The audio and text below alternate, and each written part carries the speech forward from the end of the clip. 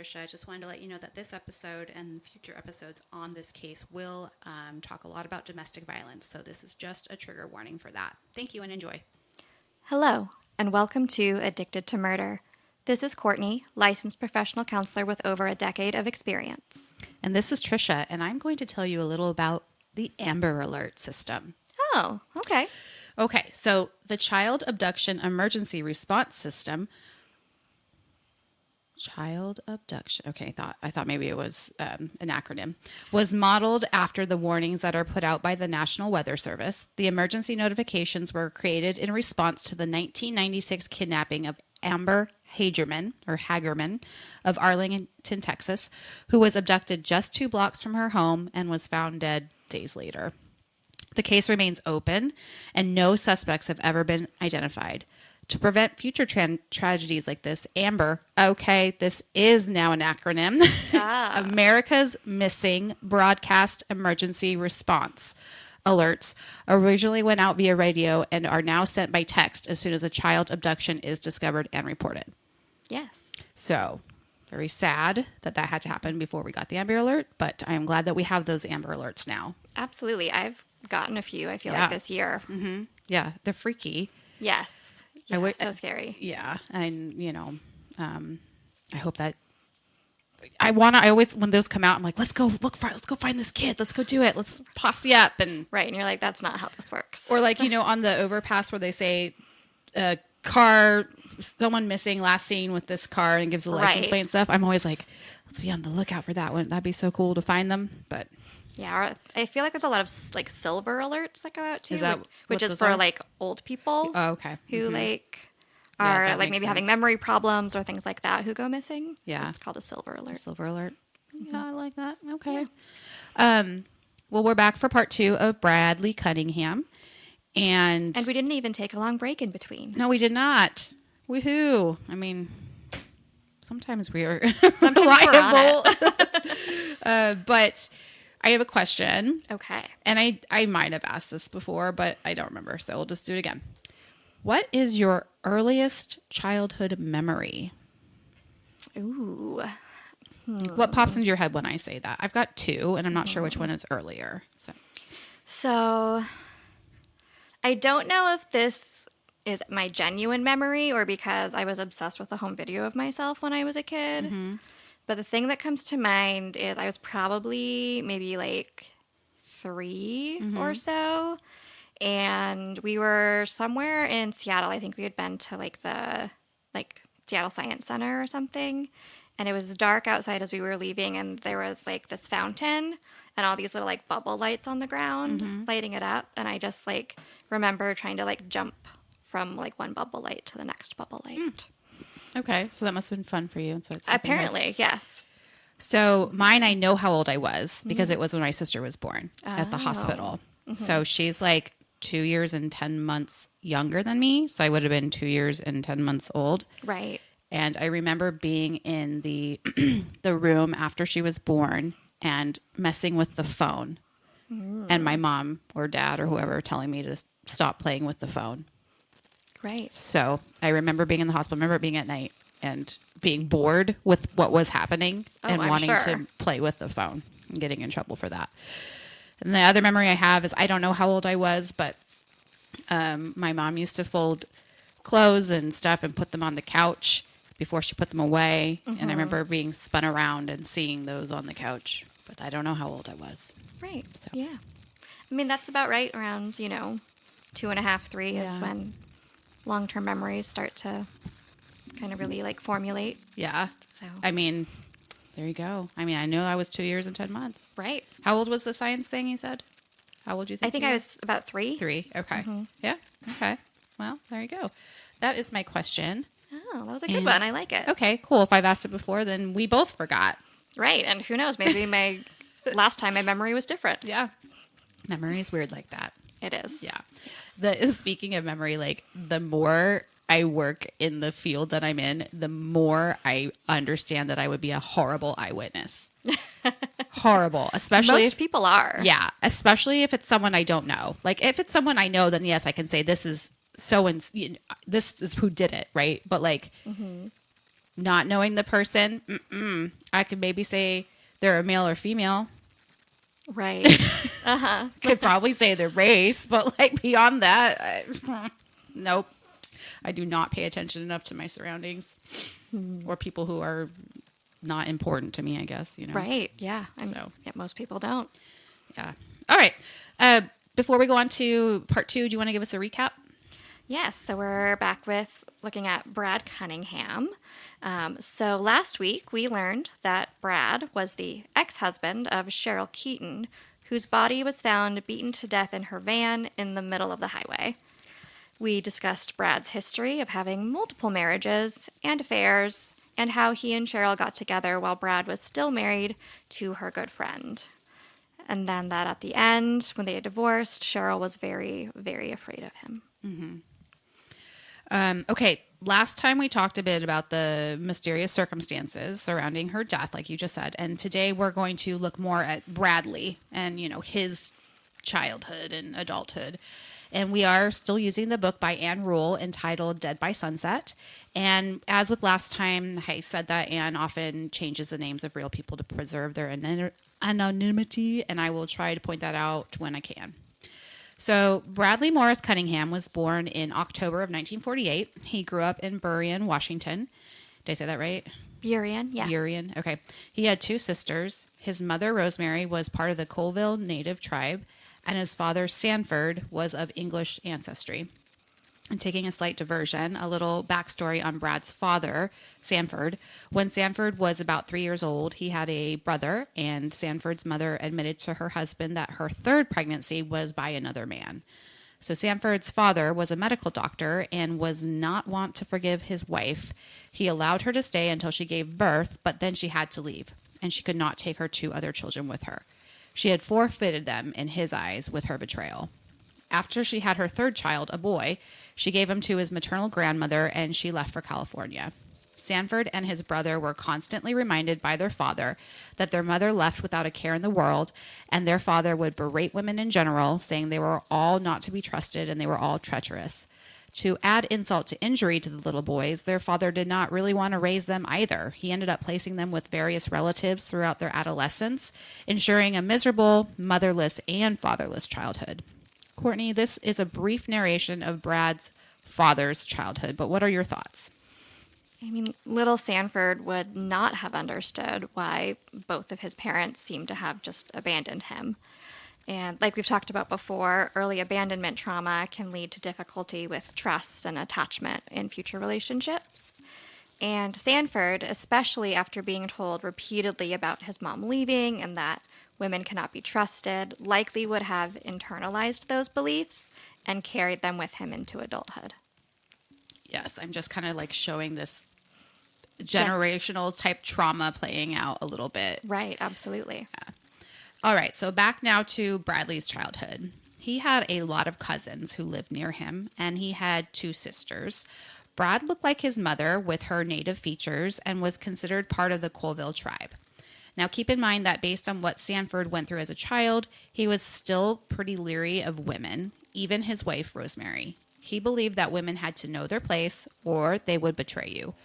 Rosemary was brought up believing that men just tried to hold women down, and women made better decisions than men. So yeah, this might not have been the best mixture of people, but they were in love. Courtney? I mean, sometimes the heart wants what the heart wants, but also sometimes abusive men intentionally choose women who are very confident and independent because they enjoy that process of essentially breaking them. Do you think that if they a person that did this chose a woman who was like intentionally who was like that, and then the woman didn't break, do you think the dude would just be like, peace out? Or do you think they would just continue to try? Do you think there's a point where they're like, this isn't going to work, I'm just going to cut you off and leave? I think... Because not every woman will break, you know? Right. I don't know the stats on that. Yeah. So this is pure conjecture. Mm-hmm. So if I am wrong, please someone leave me stats in the comments or something. With a study. Right.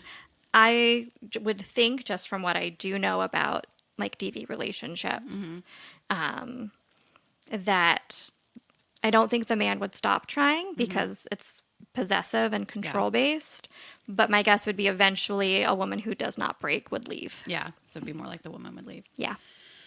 Well, all the siblings and cousins attended Cedarhurst Grade School, Cascade Junior High, and Evergreen High School. They celebrated everything together. They were a very tight-knit family all around. As the cousins grew, so did their personalities and their talents, as it happens for everyone. One cousin was revered as the most handsome. One was the largest. And then there was Brad. Brad was the most athletic. And per Ann Rule, unquestionably the smartest. He didn't always come off very positively. He was a bossy kid who confronted people to the point where he could be seen as a bully. As they all grew up, many of the cousins decided maybe they didn't like Brad so much. Per the book, quote, "When Brad showed up to play, I always went home," one girl cousin remembered. Someone would end up hurt or crying when Brad came around. Brad would tease his cousin who was undiagnosed dyslexic, constantly struggling to read, and he had a real problem with the one cousin who was bigger than him. So even though the bigger cousin was a month younger than Brad, he just couldn't handle that. Yeah. While his cousins stopped wanting to hang out at Brad's house, those living within it were exposed to a marriage that was starting to disintegrate. Courtney, what are your thoughts on Brad's bratty behavior? So Brad is displaying, classic bully behaviors. He wants to be in control of others, and he seems to enjoy making his cousins feel physical and emotional pain. And, while he's not necessarily showing the dark triad behaviors, there's still, I think, some concern for potential sadistic tendencies and narcissistic traits developing here. Yeah, picking on people who didn't do anything to him, like his dyslexic cousin. Right. That's just mean. Exactly. Yeah. Brad reflected that his mother would remind him that he was a hard birth for her and that his huge head really made it very tough for her. Brad claimed that when she developed uterine cancer, or it could have been cervical cancer, 4 years after she had him, she blamed him for that. Brad's father, however, thought Brad was a golden child. He was so pleased to have a son. I assume that perhaps that adoration and special relationship led to Brad's sense of superiority that we just spoke about. When Rosemary developed cancer, she was actually pregnant. She would not abort the child, and she endured chemo and radiation while she carried her baby. That baby was born, a girl, but Rosemary's health had changed Rosemary. So she had to take hormones that caused her to grow a mustache, and cancer treatment was very much in its infancy at the time. So I'm sure it was even harder on her than it may be now. I mean, I don't know. It seems hard on everybody. Right. Yeah. She would constantly have fluctuating moods. Sanford didn't want to come home any longer, so the passionate love he felt once for Rosemary appeared to have been kind of fleeting. When the kids would get in trouble, Rosemary did not dole out the discipline, but she would wait for Sanford to get home to do that. The trouble was, he did not come home for hours because of his avoidance to the house. So the kids were just sort of in limbo, what's going to happen? Right. Courtney, what are your thoughts? I mean, like you said, Brad being favored by his father for being the only boy, along with his mother's kind of demonization of him, would have only kind of strengthened the messages he was already receiving from his father about women being, bad and untrustworthy. Yeah, and I believe the report about Rosemary blaming Brad for her cancer came from Brad. So I don't know if that really happened, but I think that's where it came from. Right, okay. It doesn't sound like Sanford wanted to beat his children. He didn't want to dole out the punishment, but he did what his wife asked him to do. However, once he started with his belt beatings, he fell into a kind of a trance, and then he really went for it. So it would just cause welts all over the kids' bodies. Usually Brad and his older sister were the ones that got the most of the beatings. The youngest girl didn't get so much. Brad's younger sister loved and adored Brad. She said he was the only one who paid attention to her or listened to her.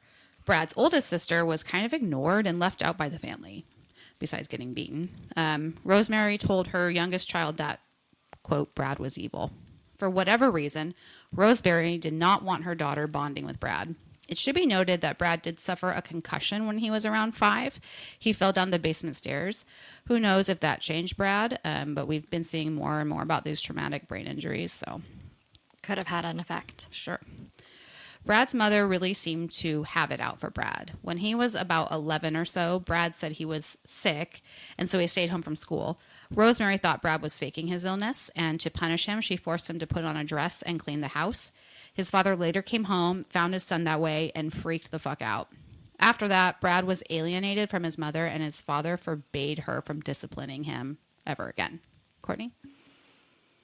For a boy with some narcissistic traits already, who already feels kind of disdain for his mother, for her, blaming him for her illness, this type of humiliation would have been kind of like a sentinel memory probably for Brad. Being made to dress like a girl when he was already being taught that women are bad, and this being enforced then by his mother, the punishment would have likely solidified any sort of his burgeoning sort of hatred of women. Mm-hmm. It's an interesting punishment, I guess, for... Right. It's humiliation yeah. and, yeah. Yeah. The Cunninghams always had small dogs in the house growing up, and Brad liked to grab them by their scruffs and push their noses together to make them fight. He was known to have a hair-trigger temper, and another story of him chasing his mother with a baseball bat when he was 12 was well known in the family. As Brad grew up, his athleticism was more apparent. He liked to lift weights, and he was gifted at sports. He was also a handsome kid, and he had lots of girlfriends. Well, girls that he expected would do whatever he wanted with them anyways. He liked to show off. Big fancy cars, clothes, etc. He was adept at making money, even when he was only 14. He would figure out how to bring in the dough. Didn't really go into what he did, but his sisters said that, yeah, he always had money. It's quite the newspaper route. When he was 17, he impregnated a classmate. Her parents would not let her date Brad. And at one point, he grew so angry with her, or maybe the situation, that he wrote in red paint on her door the word whore. Her parents got her away from him. They were fearful of him. No one knows if she had that baby or not. So remember, he thinks women are there to serve him, not to be trusted or, all that stuff. Right. And now this girl disappeared potentially with his child. Yeah. Brad continued to be a popular kid, maybe the most popular kid in school. He wanted to be a Husky, so Seattle, UW, sorry. He was hoping for a scholarship at the University of Washington. He was a varsity athlete who was also president of his sophomore class. He was captain of the football team, vice president of the Letterman Club, in the Honor Society, the Modern Language Club, and something called the Wolverine Guard. Brad had goals. One was college, but he also wanted to be in a different social class. He did not want to be a minority. His native looks were more apparent as he grew older than they were in his youth. He later may have gotten a nose job, so it was not totally clear if it was for cosmetic reasons or maybe he had like a deviated septum, but at some point his nose changed. Right. Brad would graduate in 1967, and he did get his scholarship. And he was able to supplement the additional money he needed through the tribe. So even though he really wanted to separate himself from the tribe, when he needed the money that they offered, he gladly took it. Very pragmatic. Yeah. Courtney? I might suggest that, Brad's dislike for his native appearance was maybe also tied to his, feelings towards his mother. And by changing his face, he could also distance himself from her more. Could be. Just another layer of it was to want to be different. It was kind of an interesting. I didn't go into this, but his mom had a sister, I believe, and they both they were in the Colville or Yakima tribes, or they could choose. So I think they had bloodlines from both. So she went Colville, sister went Yakima. So it was kind of, I don't know how that works. So then his cousins were Yakima, his side was Colville. I don't know, but interesting. I don't know. That is interesting. So in his senior year, he had a girlfriend. The book has her as Lonnie Ann, but Ann may have changed her name. She was a sophomore at the time. Brad was still dating Lonnie Ann when he went to college.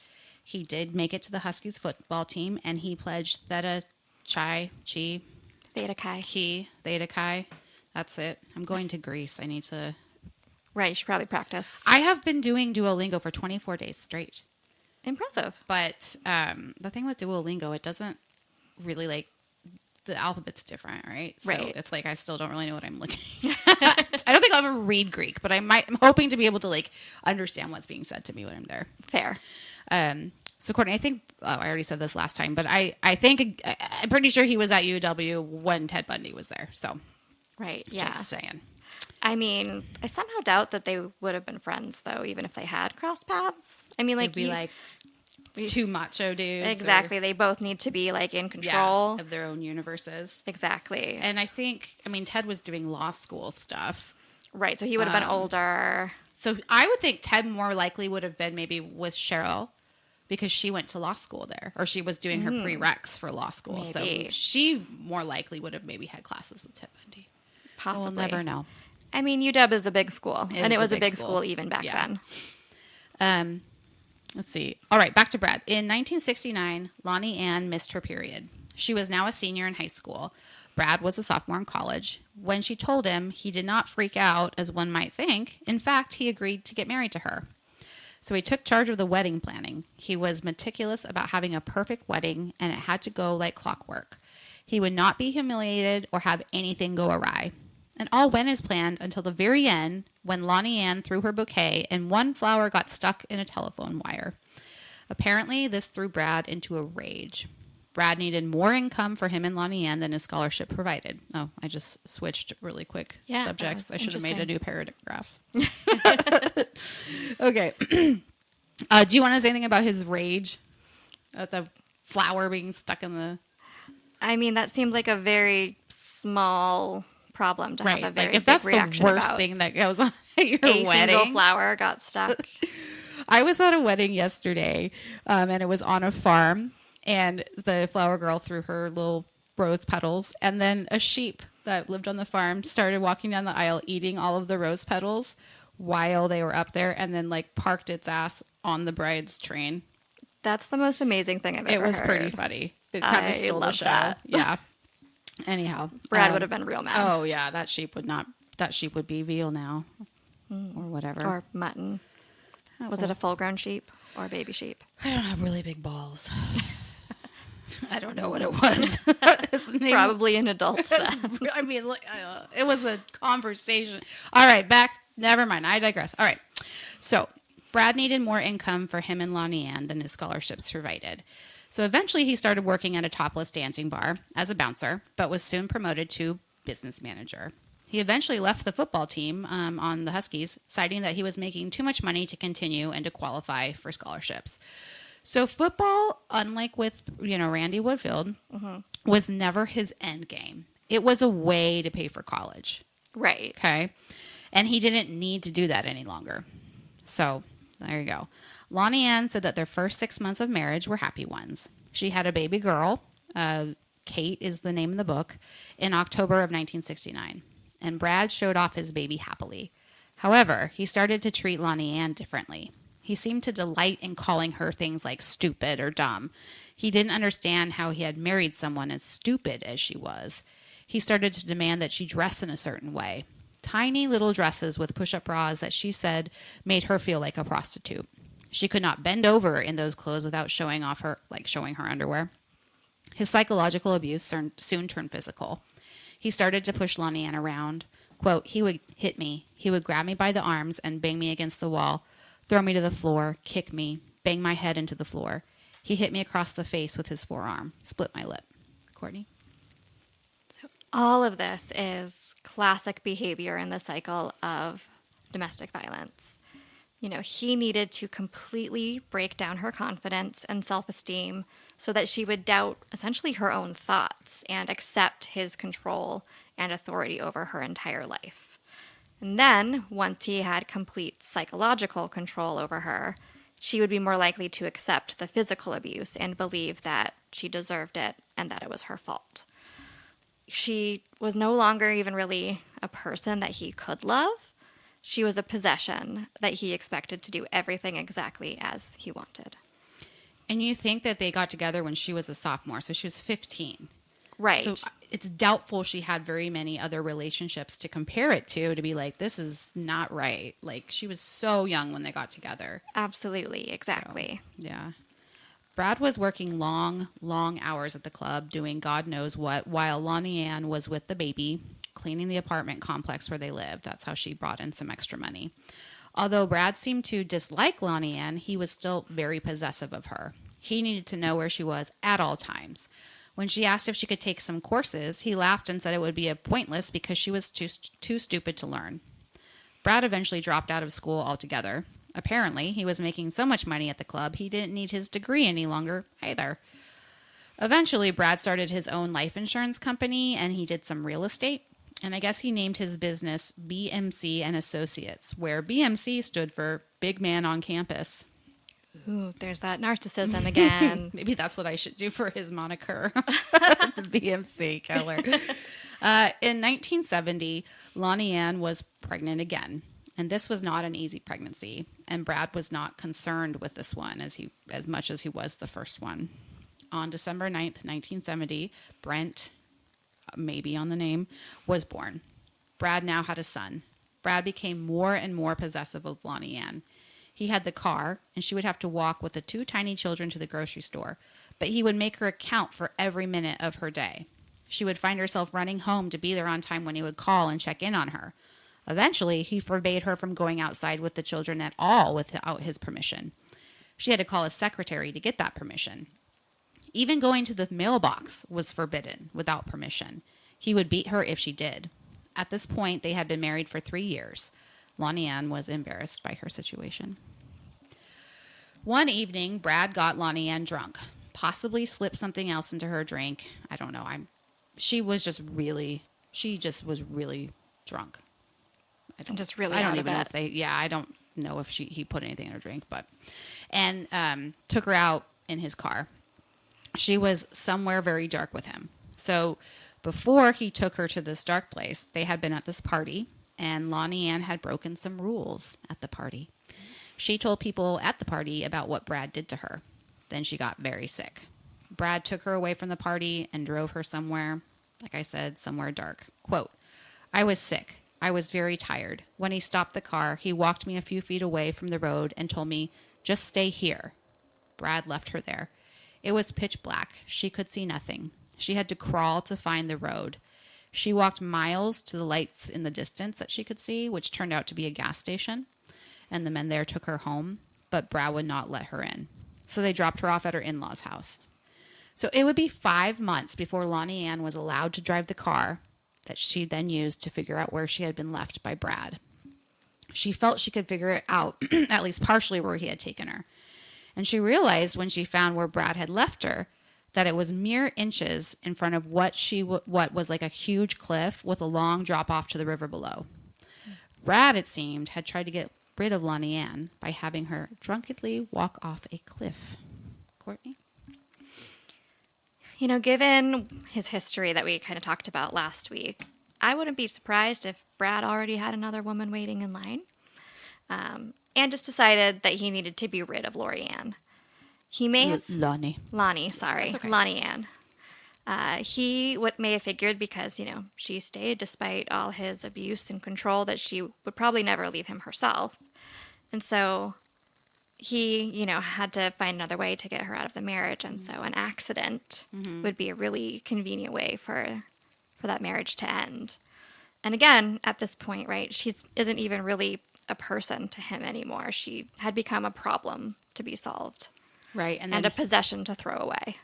And her talking about what was happening in their home was like the last straw. Huge no-no. This is happening. Maybe what was just a thought was now, nope, this is happening. Right, exactly. Because he couldn't have her talking when she was sober about it. Right. Because then he'd be in some trouble. Mm-hmm. I mean, not a lot because it was 1970, but... Right.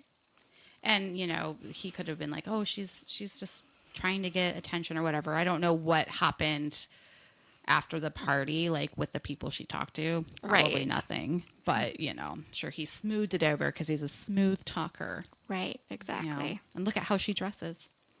Right, even though, He made her do that. Yep. Yeah. Well, so that's where we're going to stop today. Is there anything else you want to say about Bradley and his first marriage? Not at this time. First two children. I mean, I guess like it's a precursor for what's to come. I mean, he's so young when he's doing this. I mean, Right. What? College age. Let's see, he was what, maybe 21 at this Something point. like that. Yeah. I mean, so young to be this. Do you have an idea of when domestic violence abusers kind of start? Is it It can start right very out the early. gate? I've definitely worked with like teenagers who were still in high school who were in controlling and physically abusive relationships. And do you have an inkling that those abusers are just mirroring what they see at home?